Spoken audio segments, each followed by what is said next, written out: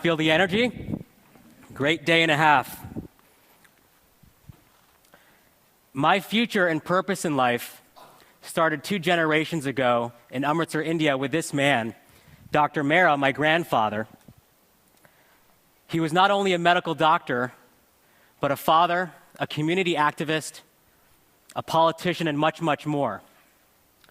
He was a man of passion, a true visionary, and a Renaissance man of his time who imagined a healthier and a happier world, and more importantly, was willing to take the necessary action to see his vision through. During the partition riots between Pakistan and India in the mid to late 1940s, he established a free homeopathic medical hospital for the refugees. And in this hospital, he envisioned a system with the people and the patients at its core. A system without borders, without judgment, without politics, a system that worked for everyone, not just the privileged few. And in building this hospital and this system, he engaged the entire community to participate because everybody had a role in the healing process. He had a profound influence on everyone that he met, especially my father, who became very close to him and eventually married his daughter, now my mother. My parents came to this country over 4 decades ago on a honeymoon whim and a dream, carrying nothing but the values passed on by their parents. They came here to live a fulfilling life and provide even greater opportunity for their kids. Things worked out really well. My father became a successful physician, my mother a microbiologist. And in fact, my father continued the legacy of my grandfather in opening up a free medical clinic as an outpost in the hospital in which he worked. He too dedicated his life to serving those in greatest need. Growing up, I was given every opportunity you can imagine. They encouraged us to think freely, to experiment with new things, embrace every opportunity in front of us.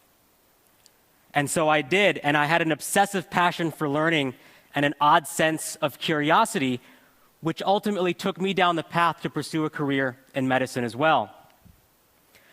I recall vividly the first few days of medical school where we take the Hippocratic Oath, always putting the patient first, doing no harm, dedicating our lives to prevent sickness and illness. And I'm reminded of a patient of mine when I was a medical intern. Her name was Mary. She was a frail, elderly woman in her mid-70s, and she had diabetes. She had congestive heart failure. She had arthritis, among several other ailments. And this was the 3rd time that she had actually been admitted into the emergency room within the span of 1 month. And as good clinicians, we examined her, we treated her symptoms and her condition appropriately, and then sent her back to the nursing home where her care was administered.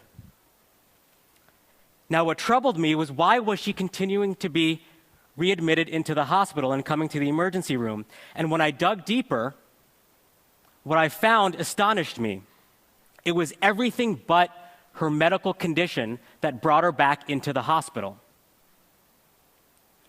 It was the lack of follow-up, the poor communication between providers, the mismanagement of medications, the lack of involvement of the family, the fragmentation of our chart keeping. And what I quickly realized was that our intense focus on the patient was making us blind to the larger healthcare system. We did not treat our healthcare system with the same level of respect and the same standards of care as we did our patients. The evidence is all around us. We see reports come out from the Institute of Medicine and the CDC every year telling us that our very own medical system accounts for the majority of the morbidity and mortality in this country, consistently ranking amongst the top 3 causes in this country, up there with heart disease and cancer. The very oath upon which we created our standards and our principles had itself turned into a disease, causing us to inflict harm on our own health system. Now, while this may not be a revelation to many people out in the audience, it troubled me greatly because knowing this, we were doing very little about it. And so, how did we get this way? We're taught that when industries become problematic or stale, that the markets will tend to correct themselves.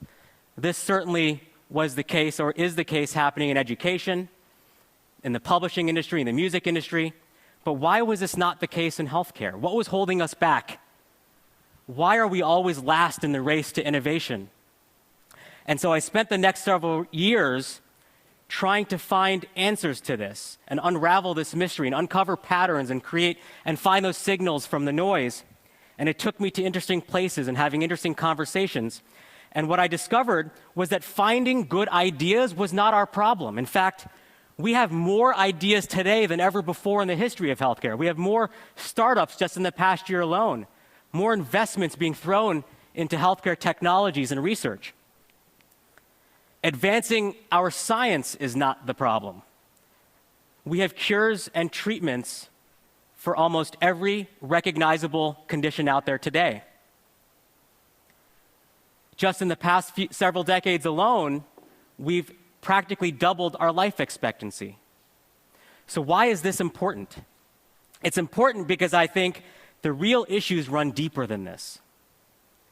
We're not going to solve our problem with innovation by throwing more ideas at the problem, by upping the volume and the noise. We need to change the conventional models of thinking and the fundamental principles in how we innovate in healthcare.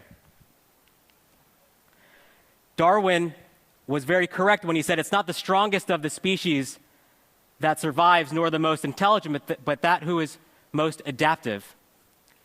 Healthcare historically has been a culture that resists change.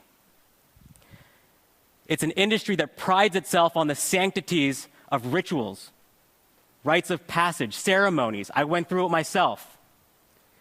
Change does not give us confidence.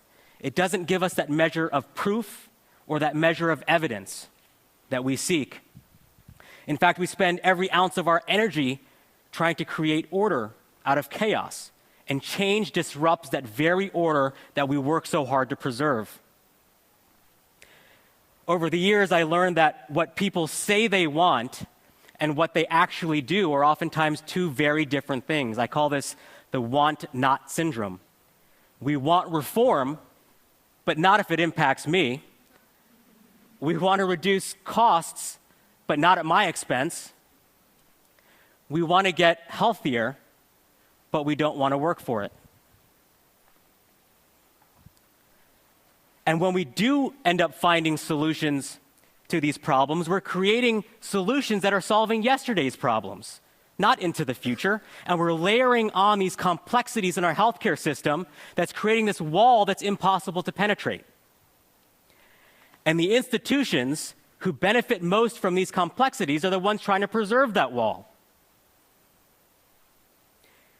So, having great ideas and great science is great, but we're never going to get anywhere or move healthcare forward if we don't learn to flex and adapt. We're left with two choices. Either one, we can hoard old ideas and thinking, or two, we can construct new models of healthcare that celebrate and reward change and different thinking. So who's going to lead this charge? I want to make the case that we need to invest in and cultivate a new form of health leadership, change agents that I call health artists. Now, I'm not talking about this kind of art, which I think is beautiful and great, but rather this kind of art, people who see the world with a different lens, a perspective with health and wellness as their lens. Healthcare is creatively challenged. The principles of creativity, of experimentation, diversity, collaboration, and openness are counter to the values in healthcare of autonomy, privacy, conformity, evidence. In fact, our medical education system squeezes every ounce of creativity out of us. In the past few decades alone, we've created more specialists than ever. And as a result, we're limiting our ability to see perspective and our willingness to experiment. Renowned investor and entrepreneur Vinod Khosla, just a few weeks ago, made a provocative statement suggesting that 80% of what healthcare professionals do today can and will be replaced by machinery and technology. Now, I'm not here to argue one way or the other, but rather my focus was on what about the other 20%? What are we to make of those individuals? And is that the other 20% the role of the new healthcare professional? And if so, are they creatively equipped? Now, I'm not trying to say that science is not important. I'm just trying to say that we need to rebalance the equation between the art and science of medicine. Ken Robinson, in a former TED Talk, said that if you're not prepared to be wrong, you will never come up with anything original. I could not agree more.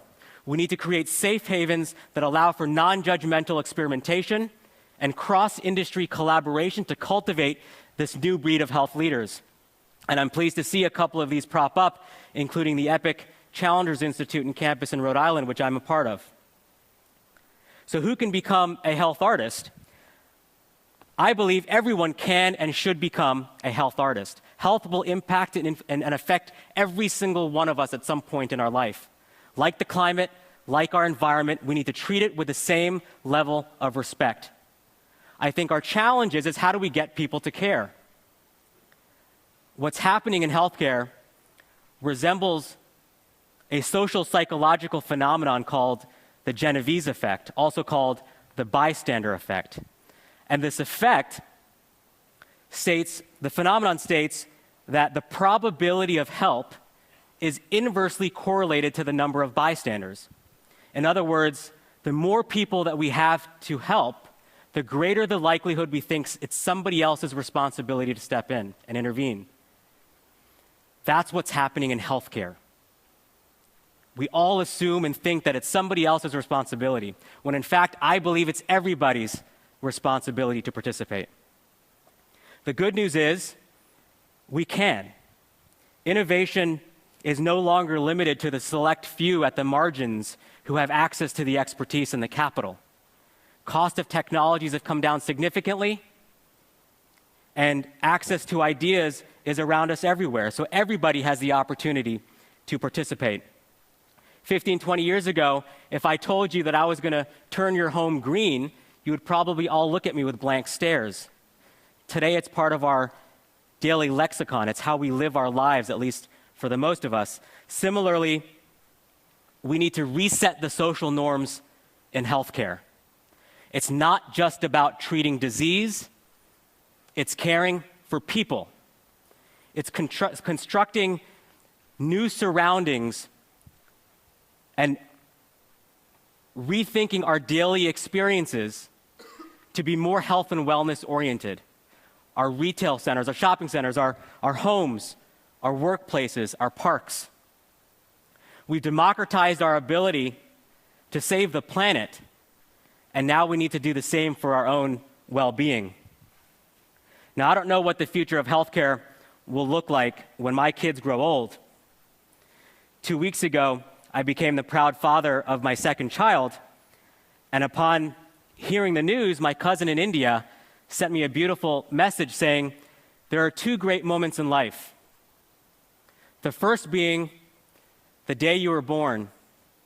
The second, the day you discover why.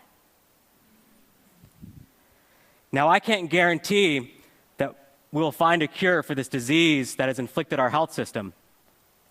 But I can promise you that as a health artist, I will do everything in my power to make a difference so that the next generation can live the life and the legacy that was passed down from my parents and my grandparents, and I hope you'll join me in this quest. Thank you.